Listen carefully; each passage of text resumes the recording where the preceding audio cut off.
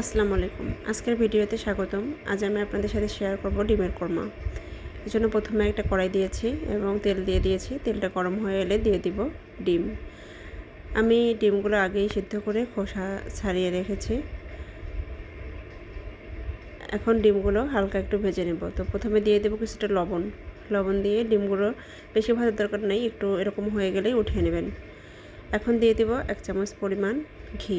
ঘিটা গলে গেলে আমি দিয়ে দেব কিছুটা গরম মশলা, 2টা সাদা এলাচ, এক টুকরো দারুচিনি, একটা তেজপাতা এবং 2-3টা লবঙ্গ।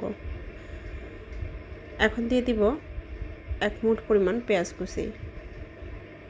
পেঁয়াজটা হালকা একটু ভেজে নিয়ে দিয়ে দিব আদা এবং রসুন বাটা। এখানে আমি 1/2 চামচের একটু বেশি আদা রসুন বাটা দিয়ে দিলাম। আদা রসুনটা একটু নেড়ে চেড়ে ভেজে নেব। এখন দিব পেঁয়াজ বাটা। আমি এখানে 1/2 কাপের মতো পেঁয়াজ বাটা দিয়ে দেব। আবারও সব কিছু ভালোভাবে মিশিয়ে নেব। এখন দিয়ে দিব গুঁড়া মশলা। আমি প্রথমে দিয়ে দিলাম 1/2 চামচ মরিচের গুঁড়া, এরপর দিয়ে দিব 1/2 চামচ ধনিয়ার গুঁড়া। এখন সামান্য পানি দিব, পানি দিয়ে মশলাটা কষিয়ে নেব। মশলাটা ভালোভাবে কষিয়ে নেবেন। একটু একটু পানি অ্যাড করব আর মশলাটা আমি ঢাকনা দিয়ে ঢেকে ভালোভাবে কষিয়ে নেব। দিয়ে দিলাম সামান্য পরিমাণ লবণ।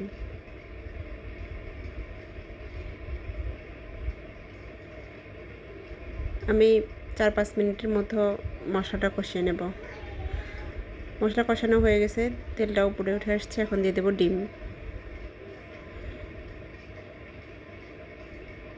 আবারও ডিমগুলো মশলার সাথে ভালোভাবে মিশিয়ে নেব।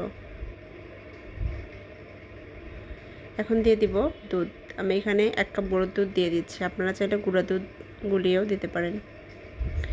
আবারও সব কিছু নেড়ে চেড়ে ঢাকনা দিয়ে ঢেকে কিছুক্ষণ জাল করব।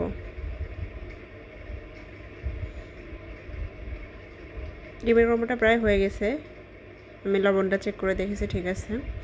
এখন দিয়ে দিব কাঁচামরিচ। আমি এখানে 2টা কাঁচামরিচ দিয়ে দিয়েছি, এটা ভালো একটা ফ্লেভার আসবে।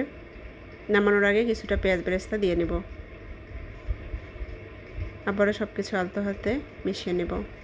মেশানো হয়ে গেছে। এখন আমি একটা সার্ভিং ডিশে নামিয়ে নেব।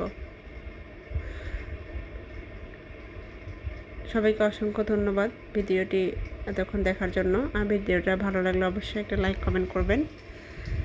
এতক্ষণ ভিডিওটি দেখার জন্য সবাইকে অনেক অনেক ধন্যবাদ। আল্লাহ হাফেজ।